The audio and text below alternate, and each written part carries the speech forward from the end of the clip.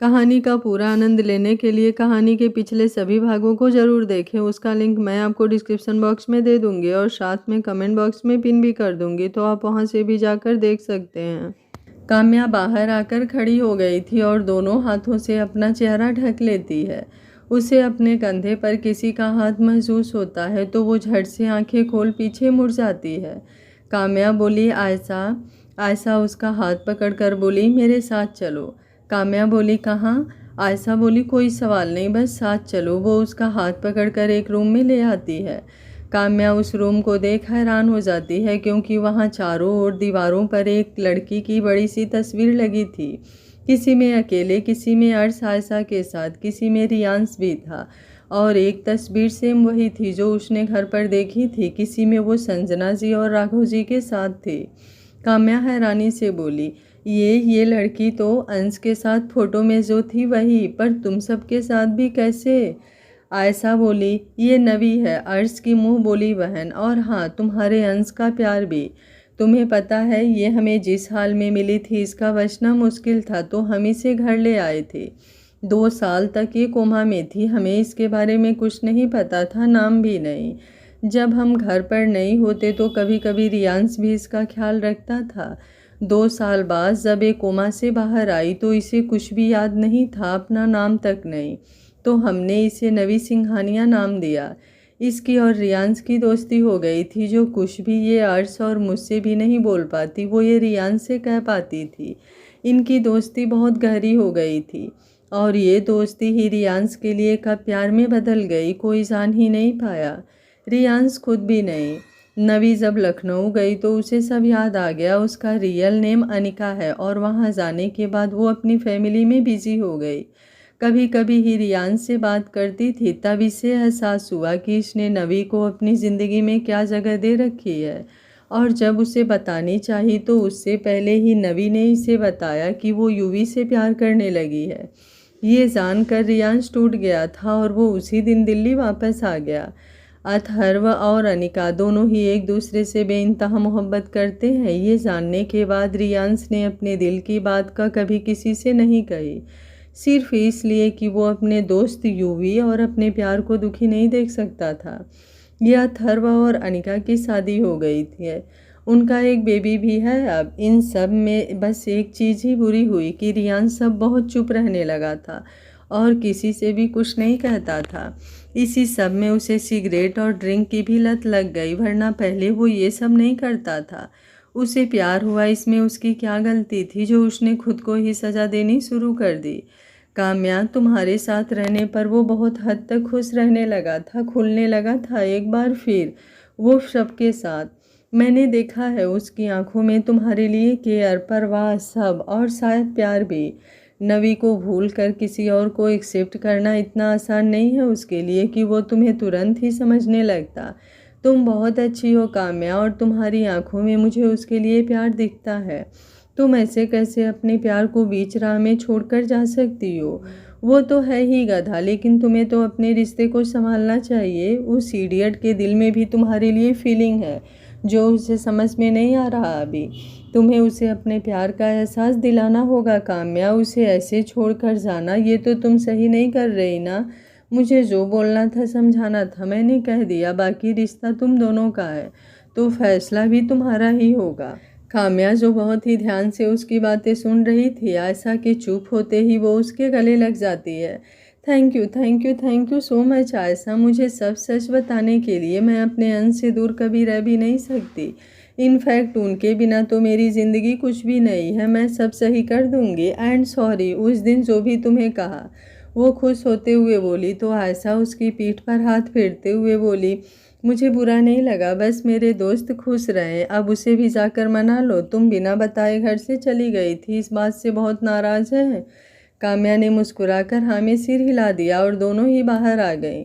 जहाँ पार्टी हो रही थी सब घर जा रहे थे, कुछ ही लोग बचे थे। रियांश अर्श से बात कर रहा था। रियांश बोला, अच्छा ठीक है भाई, अब मैं चलता हूँ, काफ़ी रात भी हो गई है, बाय। अर्श बोला, ओके बाय। आयशा वहाँ आकर बोली, रियांश काम्या को भी छोड़ देना ना, अंकल चले गए हैं और अब ये अकेली है, कैसे जाएगी? रियांश अपने माथे को रब करने लगता है तो काम्या उसकी बाजू पकड़कर बोली, थैंक यू अंश। रियांश बोला, मैंने कब कहा कि तुम मेरे साथ चल रही हो? ड्राइवर तुम्हें छोड़ देगा, मैं दूसरी गाड़ी मंगा लेता हूँ। काम्या उसका हाथ पकड़कर खींचते हुए सबको बाय बोलकर बाहर आ जाती है तो रियांश उसका हाथ अपने हाथ से हटाकर कुछ गुस्से में बोला, क्या चाहती हो? काम्या उसकी आंखों में देखते हुए बोली, आपका साथ। रियांश गुस्से से उसके कंधे को पकड़कर बोला, समझ क्या रखा है मुझे और मेरी ज़िंदगी को? जब भी मन होगा आओगी, जब मन होगा बिना कुछ बताए चुपके से निकल जाओगी और उसके बाद फिर से यही सब। तुम समझती क्या हो खुद को? काम्या की आंखों में आंसू भर आए थे क्योंकि रियांश का लहजा बहुत ही सख्त था और उसने काम्या के कंधे को मजबूती से पकड़ा था जिससे उसे दर्द हो रहा था। आई एम सॉरी ना, माफ़ कर दो, एक बार मानती हूँ गलती हुई है, आपके मना करने के बाद भी घर से गई, लेकिन अब सच में ऐसा कुछ नहीं करूँगी। अंश, मैं आपके बिना नहीं रह सकती, वो उसके सीने से लगकर रोते हुए बोली। तो रियांश अपनी आंखें बंद कर लेता है, उसकी पीठ पर वो भी अपना हाथ रख लेता है तो काम्या अपनी पकड़ और कस लेती है। गौरी ने जब बताया कि तुम घर से चली गई हो तो सच में बहुत ज़्यादा गुस्सा आ रहा था तुम्हारे ऊपर कि तुमने मेरी बात का भी मान नहीं रखा और निकल गई। मैंने तुम्हें बहुत मिस किया, एक एक दिन, इससे ज़्यादा तो कुछ नहीं पता, लेकिन मेरी ज़िंदगी में एक बहुत ही अहम हिस्सा हो तुम, समझी? अब ये रोना बंद करो, मुझे बिल्कुल भी नहीं पसंद। वो प्यार से उसके बालों को सहलाते हुए बोला तो काम्या अपने आंसुओं से भीगा चेहरा उठाकर उसे देखने लगी। रियांश ने उसे गाड़ी में बैठा दिया और खुद भी बगल आकर बैठ गया तो ड्राइवर ने गाड़ी स्टार्ट कर दी। काम्या की आंखों में अभी भी आंसू थे जिन्हें साफ करने लगा तो काम्या के होठों पर हल्की मुस्कान आ गई। जो देख वो भी मुस्कुरा उठा। काम्या उसके कंधे पर सिर रखकर बैठ गई और अपनी आंखें बंद कर ली। कुछ देर में वो काम्या के घर पहुंच गया। कायू, उसने आवाज़ दी लेकिन वो कुछ नहीं बोली। रियांश ने देखा वो सो रही थी तो उसने उसे गोद में उठा लिया और बाहर आकर एक हाथ से बेल बजाने लगा। जानकी जी ने दरवाज़ा खोला तो वो बोला, मम्मी ये सो रही थी तो मैं। जानकी जी मुस्कुराकर बोली, कोई बात नहीं, जाओ रूम में लेकर और आप भी सो जाओ। रियांश सिर हिलाकर उसे लेकर उसके रूम में आ जाता है, उसे बेड पर लिटा देता है और हटने लगता है तो काम्या उसका हाथ पकड़ लेती है। जो देख उसके होठों पर मुस्कान आ जाती है और वो उसके पास ही लेट जाता है। काम्या ने अभी भी उसका हाथ पकड़ रखा था। वो उसके माथे पर किस करके अपनी आंखें बंद कर लेता है और कुछ ही देर में वो भी सो जाता है। सुबह की हल्की धूप में सब आज बाहर ही बैठे थे। दादी रियांश के सिर में तेल डालकर मालिश कर रही थी तो वो नीचे ही बैठा था और आंख बंद किए हुए दादी के हाथों की मालिश का आनंद ले रहा था और काम्या वहीं बैठी दादू के साथ लूडो खेल रही थी। काम्या आंखें छोटी करते हुए बोली, दादू आपने चीटिंग की है ना? अभी तो आपकी गोटी यहाँ था और अब इतनी जल्दी यहाँ कैसे आ गई? दादू बोले, अरे मेरी तो पिछली चांस में ही यहाँ आ गई थी, जब तुम्हारा ध्यान यहाँ होगा तब ना ख्याल होगा। काम्या अपना सिर खुजाते हुए बोलती है, सच्ची में ये यही थी ना? हाँ मेरी माँ यही थी, दादू मुस्कुराते हुए बोले तो काम्या ने अनमने ढंग से उनकी बात मान ली और इस बार भी दादू जीत गए तो वो खुशी से बच्चों की तरह उछलते हुए बोले, अब मेरे लिए क्रीम रोल लाओ जाकर, तुमने बोला था ना अगर जीत गया तो मिलेगा। काम्या मुंह बनाकर बोली, नहीं आपने चीटिंग की थी, आपको कुछ नहीं मिलेगा। दादू नाराजगी से बोले, अरे जब खुद हार गई तो मुझे। चुप, आप दोनों में से कोई कुछ नहीं बोलेगा। रियांश और दादी उन दोनों की बातों से पकते हुए एक साथ तेज आवाज़ में बोले तो उन दोनों ने अपने मुंह पर उंगली रख ली। जो देख रियांश और दादी ठहाके लगाकर हंस पड़े। दादी बोली, क्या बच्चों के जैसे लड़ना शुरू कर दिया आपने भी? क्या ज़रूरत है चीटिंग करके खेलने की? मैंने भी देखा है, आपने हर बार चीटिंग की है, कुछ नहीं मिलेगा आपको। काम्या बोली, हाँ वही तो मैं भी बोल रही हूँ दादी, आप भी मेरी बात मानती हैं ना? Thank you.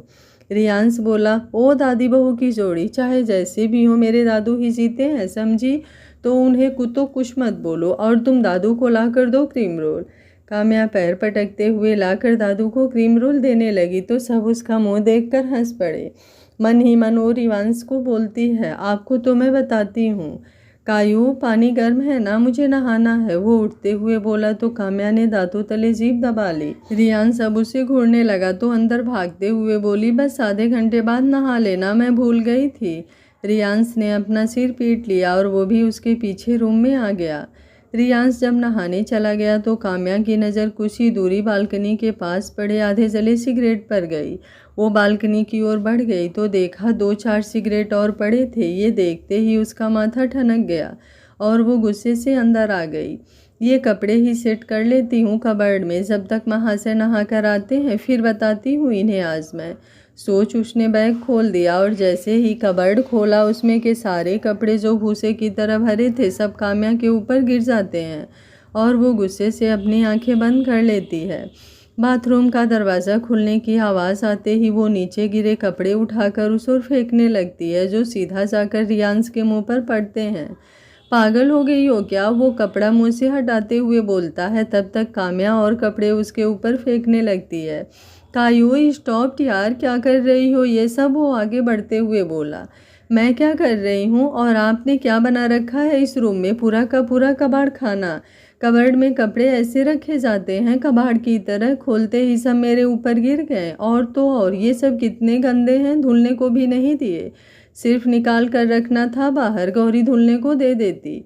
और कपड़े तो फिर भी ठीक है, क्या प्रॉमिस किया था मुझसे वो भी भूल गए। सिगरेट पीने को मैंने मना किया था ना, फिर भी इतनी सारी पी। बालकनी में सब पड़ी मिली मुझे। वो नॉन स्टॉप बोले ही जा रही थी कि रियांश के ठंडे हाथों का स्पर्श अपनी खुली कमर पर होते ही वो चिहुक उठी और उसके शब्द गले में ही अटक गए। अभी बाथरूम से निकलने की वजह से उसके बालों से पानी टपक रहा था और उसने सिर्फ ट्राउज़र ही पहन रखी थी, ऊपर कुछ नहीं पहना था, बस गले में टॉवल डाल रखा था। उसे ऐसे देख काम्या की पलकें स्वतः ही झुक गई। अब क्या हुआ, बोलो ना, मैं सुन रहा हूँ, क्या कह रही थी। वो उस पर अपनी पकड़ मजबूत करते हुए खुद के करीब करते हुए बोला और उसके बालों में लगी रिबन निकाल दी जिससे उसके कमर तक के बाल लहराने लगे। आप कपड़े पहन लो, ठंड लग जाएगी, वो अटकते हुए पलके झुकाए हुए बोली। उसकी ठुड्डी को उठाते हुए वो उसकी आंखों में देखकर बोला, क्यों मेरी डॉक्टर साहिबा को शर्म आ रही है क्या ऐसे देखने में। काम्या चुप थी। रियांश के हंसने की आवाज़ कान में पड़ते ही वो उसे देखने लगी। उससे दूर होकर बेड पर बैठते हुए वो हंसते हुए बोल रहा था, चेहरा देखो अपना, अभी थोड़ी देर पहले की शेरनी अब कैसे चुईया बनी है। आपको तो मैं छोड़ूंगी नहीं, वो झुझलाते हुए बोली और एक तकिया उठाकर उसकी ओर मारने के लिए बढ़ी तो वो हंसते हुए पीछे हो बेड से टेक लगाकर बैठ गया और काम्या संभल ना पाने से बिस्तर पर ही गिर गई तो वो और ज़ोर ज़ोर से हंसने लगा। काम्या अब रुआंसा समूह बनाकर उसे देखने लगी तो वो चुप हो गया और अपना हाथ बढ़ाकर उसे पास बैठा लिया। लगी तो नहीं ना, वो काम्या का सिर सहलाते हुए बोला तो उसने इनकार में सिर हिला दिया। रियांश ने अब उठकर नीचे पड़े कपड़ों में से एक शर्ट पहनने लगा। ये सब ऐसे क्यों भर कर रखा था, पहले तो सही से रखते थे ना। काम्या फिर से अपने सवालों पर आ गई। रियांश उसके पास बैठते हुए बोला, क्योंकि पहले अपना काम खुद ही करता था, लेकिन तुमने आदत जो बिगाड़ दी थी, मना करने पर भी ये सब करने लगी थी। तो जब चली गई थी तो गुस्सा भी आ रहा था, इसलिए सब ऐसे। वो मासूम सा चेहरा बनाकर बोला तो काम्या को उस पर बहुत ज़्यादा प्यार आ रहा था। उसने उसके गाल पर अपना हाथ रखकर वो बोली, आई एम सॉरी, मेरी गलती है ना, अब कभी नहीं चाहूँगी, जब बोलोगे तब भी नहीं। रियांश उसे देखने लगा तो काम्या मुस्कुराकर उसके सीने से लग गई तो रियांश ने भी अपनी पकड़ कस दी। कुछ देर बाद वो उससे अलग होकर कुछ याद आने पर आंखें छोटी करके बोली, बालकनी में सिगरेट पड़ी है, वो मना किया था ना मैंने, वो हेल्थ के लिए बिल्कुल भी अच्छी नहीं होती, लेकिन आप मेरी बात मानते ही नहीं हो। रियांश ने अपराधी की तरह नज़रें झुका ली और बोला, टेंशन में ही वो, आगे से नहीं करूँगा। काम्या मुस्कुरा दी और उठते हुए बोली, अब इस कबाड़ खाने को बेडरूम भी बनाना पड़ेगा। रियांश हंस पड़ा उसकी बात पर और वो भी रूम में फैले कपड़ों को उठाने में उसकी हेल्प करने लगा, जो काम्या उसके ऊपर फेंक कर अभी थोड़ी देर पहले मार रही थी। सारे गंदे कपड़ों को वो लेकर बाथरूम में चली गई और मशीन में धुलने लगी। रियांश अपना लैपटॉप लेकर बैठ गया और काम करने लगा। ब्रेक टाइम में काम्या, आरव और संजू सब कैंटीन में बैठे थे। आज कितने दिन बाद काम्या के चेहरे पर पहले की तरह सुकून भरी मुस्कान थी, जो देख आरव और संजू भी बहुत खुश थे। आरव बोला, कामू, आज तुझे कुछ मिल गया है क्या, जो कुछ ज़्यादा ही खुश दिख रही है। संजू बोली, हाँ कामू बोलना, कहीं मैंने जो उस दिन जीजू से बोला था वो मुझे मिलने तो नहीं वाला। आरव बोला, ऐसा क्या बोला था तूने? काम्या उन दोनों की बात सुनकर संजू को घूरने लगी और उसकी पीठ पर एक मुक्का चढ़ते हुए बोली, ज़्यादा दिमाग मत चला समझी। तू इतनी तेज मारने की क्या ज़रूरत थी? वो अपनी पीठ पर हाथ रखते हुए बोली। तो काम्या बोली, तू समझती नहीं ना बोलने से, कोई मुझे भी बताएगा क्या चल रहा है? आरव कुछ नाराज़गी से बोला। तो काम्या उसका हाथ पकड़कर बोली, कुछ नहीं यार, ये पागल हो गई है बस। संजू कुछ देर बाद चाय पीते हुए बोली, यार वो जो डॉक्टर नवीन आए हैं कितने स्मार्ट हैं ना, और कितने प्यार से बात करते हैं, मैं तो उनको देखकर ही फिदा हो गई। तू कुछ ज़्यादा नहीं बोल रही, मुंह तोड़ दूंगा अगर उनके पास दिखी तो। आरव अपनी मुट्ठियाँ कसते हुए गुस्से से बोला।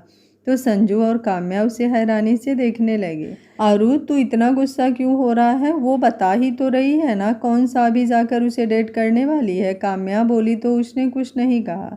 वहीं संजू भी सिर झुकाकर बैठ गई और कुछ नहीं बोली। तब तक डॉक्टर नवीन भी उनके पास आ गए और बोले, हाय डॉक्टर संजू, क्या मैं भी आप सबको ज्वाइन कर सकता हूँ?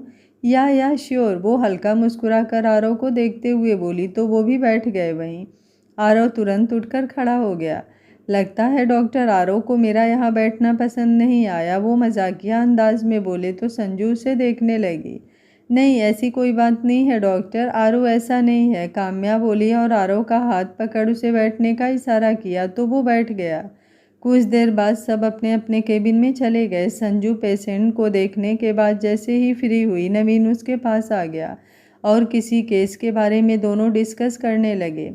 पास से गुजर रहे आरव को जब उनकी हंसी की आवाज़ आई तो उसकी नज़र वहां पर चली गई। नवीन का संजू से हंसकर बात करना और उसके पास होना उसे ना जाने क्यों अच्छा नहीं लग रहा था और वो गुस्से से वहां से चला गया। छुट्टी के टाइम जब काम्या बाहर निकली तो हमेशा की तरह रियांश की गाड़ी खड़ी थी। जो देख वो मुस्कुरा दी और आकर बैठ गई आगे, क्योंकि आज ड्राइवर नहीं आया था उसके साथ। आज तुम्हारी बेस्टी कहाँ है? वो नहीं थी साथ? काम्या के बैठते ही रियांश बोला तो वो हंस पड़े। आज संजू को कुछ काम था ना तो वो पहले ही चली गई, काम्या बोली। रियांश बोला, ओ। काम्या बोली, मुझे शॉपिंग पर जाना है अभी, तो आपको टाइम हो तो चलिए ना प्लीज़। रियांश ने सिर हिला दिया और कुछ ही दूर जाकर एक मॉल के सामने गाड़ी रोक दी। वो दोनों ही मॉल के अंदर आ गए और काम्या अपने लिए ड्रेसेस देखने लगी। वो जो भी ड्रेस उठाकर खुद से लगा देखती, रियांश मुंह बिचका देता। ऐसे ही उसने 15-20 ड्रेसेस देखी और रियांश बार बार मुंह बना दे रहा था तो काम्या पैर पटकते हुए मुंह फुलाकर बैठ गई। तो रियांश हंस पड़ा और उसका हाथ पकड़कर लिफ्ट से दूसरे फ्लोर पर चला गया। वहाँ वेस्टर्न ड्रेसेस मिल रही थी। काम्या उसे हैरानी से देखने लगी तो वो सेल गर्ल के पास जाकर बोला, आपके मॉल का जो भी सबसे बेस्ट कलेक्शन हो मेरी वाइफ को लाकर दिखाइए। सेल्स गर्ल मुस्कुराकर ओके सर बोली और 10 मिनट बाद ही वो एक से एक बढ़कर ड्रेस लाकर रख देती है। काम्या की आंखों में चमक आ जाती है। रियांश उनमें से एक ब्लैक कलर का गाउन सेलेक्ट करता है और काम्या को दिखाता है तो वो खुश हो जाती है। बहुत सुंदर है, वो खुश होकर बोलती है और रियांश बोलता है, और भी ले लो इसमें से जो भी पसंद हो। काम्या उसमें से 4-5 अनारकली सूट निकाल कर रख देती है तो सेल्स गर्ल वो सब पैक कर देती है और बिल पकड़ा देती है। काम्या देखती है 50,000 हुए थे। इतना महंगा? वो मन में बोली और अपना कार्ड निकाल कर उसे देना चाहती है कि तब तक रियांश अपना कार्ड बढ़ा देता है। आप क्यों कर रहे हैं? मेरे पास है, मैं दे रही हूँ, काम्या बोलती है। तो रियांश उसे घूर कर बोलता है, मुझे पता है तुम्हारे पास है, लेकिन आज मेरे साथ आई हो ना तो मैं ही पे करूँगा, जब अकेले आना तो करना अपना। संजू जैसे ही हॉस्पिटल पहुंची जल्दबाजी में किसी से टकरा गई। वो गिरती उससे पहले ही सामने वाला शख्स उसकी कमर में हाथ लपेटकर पकड़ लेता है। संजू जब उसे देखती है तो उसकी नीली आंखों में ही खो जाती है और वो भी उसके चेहरे को ध्यान से देखने लगता है। संजू को सही से खड़ा करके वो बोलता है, ठीक है आप डॉक्टर संजू, आपने जो गिरने से बचा लिया। वो मुस्कुराकर नवीन से बोली तो वो भी मुस्कुरा पड़ा। वैसे इतनी जल्दबाजी में कहाँ भाग रही थी? आज आपकी नाइट शिफ्ट है क्या? नवीन ने पूछा तो उसने सिर हिला दिया। हॉस्पिटल है ये, और संजू मैडम आपके पेशेंट वेट कर रहे हैं, तो थोड़ा काम कर लेंगी आप। आरव उन दोनों को साथ देखकर वहां आकर बोला। नवीन बोला, ओके बाय डॉक्टर, कल मिलते हैं, मैं चलता हूं। और वो चला जाता है तो आरव संजू का हाथ पकड़कर अपने केबिन में लाकर झटके से उसका हाथ छोड़ देता है। What nonsense is this? Aru, पागल हो गया है क्या तू? ऐसे मुझे लेकर यहाँ क्यों आया? और कितनी तेजी से हाथ पकड़ा था, अभी भी दर्द हो रहा है? वो अपनी कलाई दूसरे हाथ से सहलाते हुए बोली। कितनी बार मैं तुझे समझाऊं कि तू उस डॉक्टर से बात नहीं करेगी? आरव तेज आवाज़ में बोला। तो संजू का मूड भी गर्म हो गया और वो कुछ गुस्से से बोली, मेरी लाइफ के फैसले लेने वाला तू कौन होता है? मैं किससे मिलूं, किसी से भी बात करूं, तुझे क्या? बिकॉज आई डोंट लाइक हर। वो सही इंसान नहीं है और उसका तुझसे बात करना, तेरे करीब रहना मुझे नहीं पसंद। आरव उसको कंधे से पकड़कर बोला। आरू, मेरी लाइफ में इंटरफेयर करने का हक मैंने किसी को भी नहीं दिया है, तो अच्छा होगा तू मेरे मामले से दूर रह। संजू उसका हाथ अपने कंधे से हटाते हुए बोली। तो आरव ने उसको पकड़कर दीवार से लगा दिया। गुस्से भरी लाल आंखों से उसे देखने लगा और अपना हाथ दीवार पर दे मारा। संजू ने डर से आंखें बंद कर ली, लेकिन जब उसने कुछ नहीं किया तो आंखें खोल कर देखा। आरव चेयर पर बैठा था और उसके हाथ से हल्का खून निकल रहा था। ये क्या किया तूने? संजू जल्दी से उसके पास जाकर उसका हाथ अपने हाथ में लेकर बोली और फर्स्ट एड बॉक्स उठाने लगी। तो उसने अपना हाथ खींचा और बोला, ये क्या किया तूने? संजू जल्दी से उसके पास आकर उसका हाथ अपने हाथ में लेकर बोली और फर्स्ट एड बॉक्स उठाने लगी। तो उसने अपना हाथ खींच लिया और शांति से बोला, डॉक्टर संजू, ये आपका काम नहीं है, और शायद अभी थोड़ी देर पहले आपने ही कहा था कि मैं कौन हूँ आपकी लाइफ में इंटरफेयर करने वाला। तो बता दूं कि मुझे भी ये सब बिल्कुल भी नहीं पसंद। अब आप जा सकती हैं। आरव की बात सुन संजू की आंखें नम हो गई, क्योंकि आज वो जैसे उससे बात कर रहा था उसने ऐसे कभी नहीं की थी। वो उसके केबिन से निकलकर दरवाज़ा तेज़ी से बंद करते हुए चली जाती है तो आरव चेयर से सिर टिका आंखें बंद कर लेता है। इधर काम्या सब काम निपटा कर जब रूम में आई तो देखा रियांश किसी फाइल में उलझा है। वो काम करते वक्त बहुत ही ज़्यादा क्यूट लग रहा था, जो देख काम्या मुस्कुरा दी और ड्रेसिंग के सामने जाकर अपनी नाइट क्रीम लगाने लगी। फिर अपने बालों को रिबन से आज़ाद कर दिया।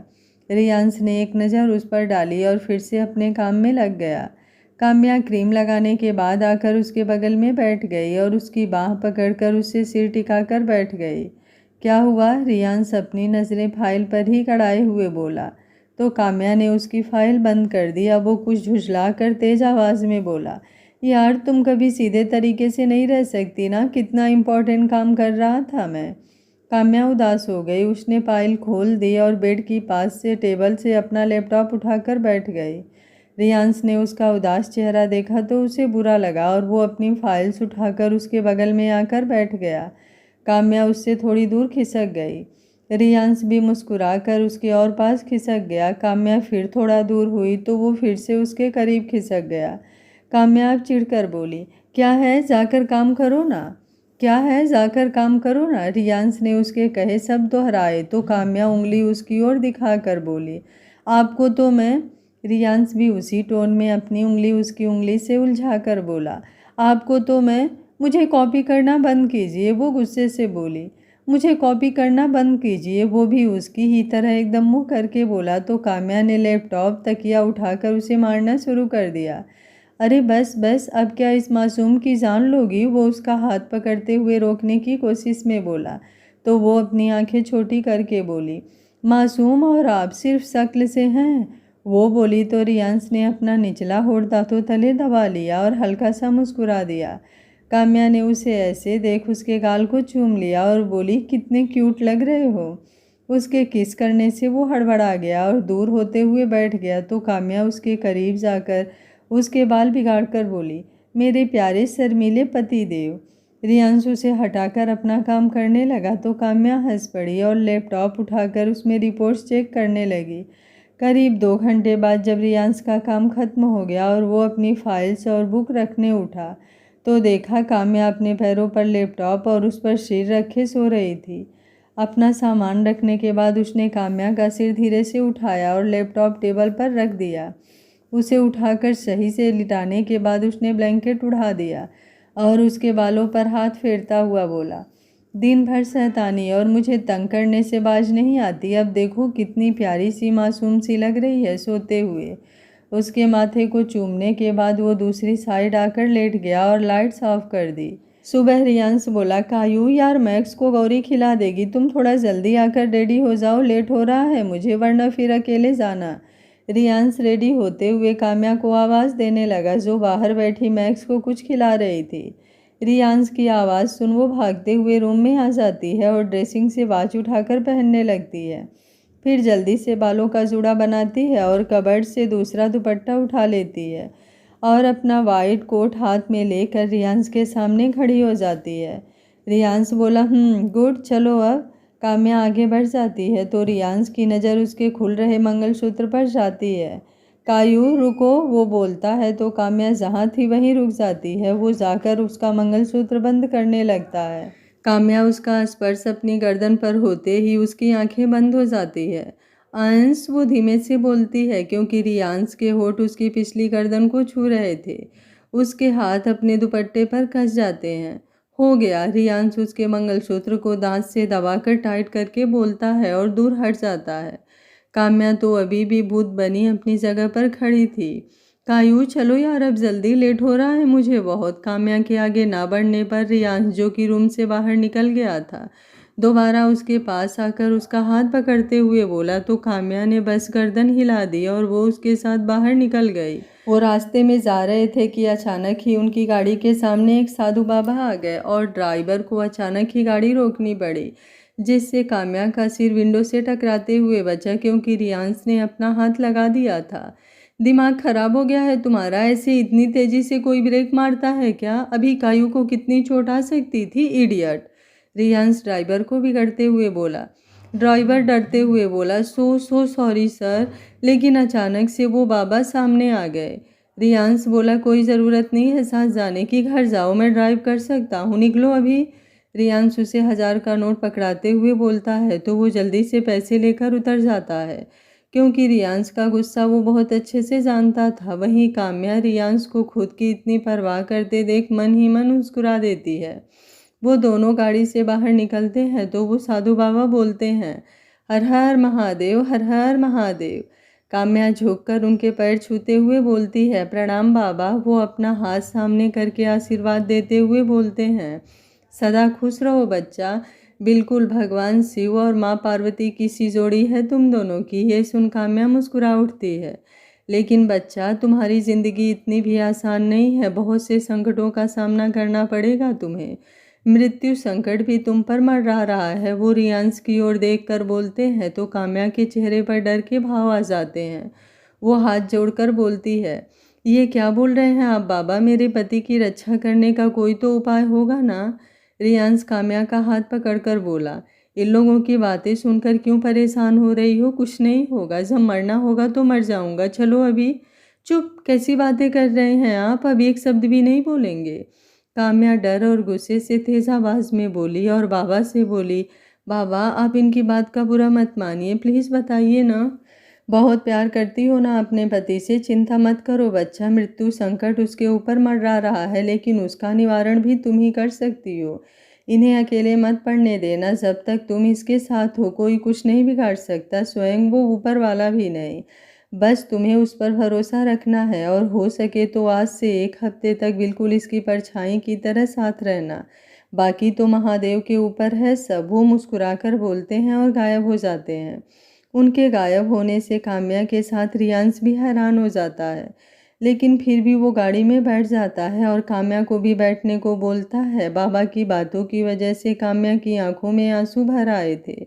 रियांश ने गाड़ी स्टार्ट कर दी लेकिन जब उसकी नज़र काम्या पर पड़ी तो कुछ ही दूर जाकर एक बड़े से पार्क के पास रोक दी और अपने फ़ोन से अमन को मैसेज कर दिया कि वो आज ऑफिस नहीं आ रहा है तो वो काम संभाल ले।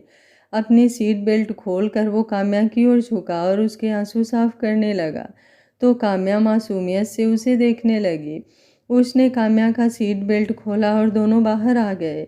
पार्क में बहुत सारे बच्चे खेल रहे, एक बेंच खाली थी। वो उसके साथ आकर उस पर बैठ गया। बस अब एक भी आंसू नहीं निकलने चाहिए, क्यों परेशान हो उनकी बात से? वो सब बस झूठ बोलते हैं, पाखंडी था वो। और तुम उसकी बात को सच मानकर बैठी हो। जिसे जब जो होना होगा वो होकर रहेगा। रियांश उसके हाथों को अपने हाथ में भरकर बोला। काम्या उसके सीने से लग गई और उस पर अपनी पकड़ कसते हुए बोली, I can not live without you. आपको कुछ भी नहीं होगा। हम कल ही मंदिर में जाकर महामृत्युंजय का जाप कराएंगे। नहीं, बल्कि मैं ही करूँगी 1000 बार। पागल हो तुम? वो मुस्कुराकर उसके माथे को प्यार से चूम कर बोला और अपने से चिपका लिया। अच्छा वो देखो कितने प्यारे प्यारे बेबीज खेल रहे हैं। ऐसे ही हमारे भी होंगे। अभी तो हमें अपने बच्चों के साथ भी खेलना है ना। कम से कम 10-11 तो होंगे ही ना। वैसे भी संजू बोल रही थी ना उस दिन, हमें सोचना चाहिए इस बारे में। वो काम्या को देखकर अपनी हंसी दबाते हुए बोला तो वो उसे मारने के लिए दौड़ पड़ी। रियांश पार्क में दौड़ रहा था और काम्या उसके पीछे। उसे हंसता हुआ देख वो मन ही मन खुश हो गया, क्योंकि वो साधु बाबा की बात से उसका ध्यान भटकाना चाहता था और अब वो हो गया था। काम्या हाफते हुए बोली, बस बस अब मुझसे और नहीं दौड़ा जाएगा। रियांश हंसता हुआ पास आ गया। कुछ बच्चे फुटबॉल खेल रहे थे। काम्या उनके पास जाकर बोली, मैं भी खेलूं? बच्चे पहले तो उसे देखने लगे, फिर हाँ बोला तो वो भी उनके साथ खुश होकर खेलने लगे और रियांश पास ही बैठ गया। तो काम्या ने इशारे से उसे भी बुलाया। पहले तो वो मना कर रहा था, फिर जब बच्चे भी जिद करने लगे तो वो भी उनके साथ शामिल हो गया। इस कहानी का मैं एक बोनस पार्ट आप लोगों के लिए लाना चाहती हूँ, पर आप लोगों का कमेंट ही इतना कम आता है कि हौसला ही नहीं बन पाता है कि मेहनत करके एक पार्ट और बना सकूँ। आप लोगों का कमेंट मेरे लिए एनर्जी बूस्टर का काम करता है, तो मेरा एनर्जी बूस्टर मुझे दीजिए। मैं आप लोगों के लिए एक बोनस पार्ट जरूर लाऊंगी। क्या काम्या और रियांश की ज़िंदगी में उथल पुथल मचाने वाला कोई बड़ा तूफान आने वाला है, या फिर इनकी ज़िंदगी ऐसे ही आराम से कटेगी? आगे क्या होगा इस कहानी में जानने के लिए देखते रहिए कहानी का अगला भाग। अगर आपको कहानी अच्छी लग रही है तो वीडियो को लाइक, शेयर एंड चैनल को सब्सक्राइब कर लीजिएगा। Thank you for watching. मिलते हैं कहानी के अगले भाग में।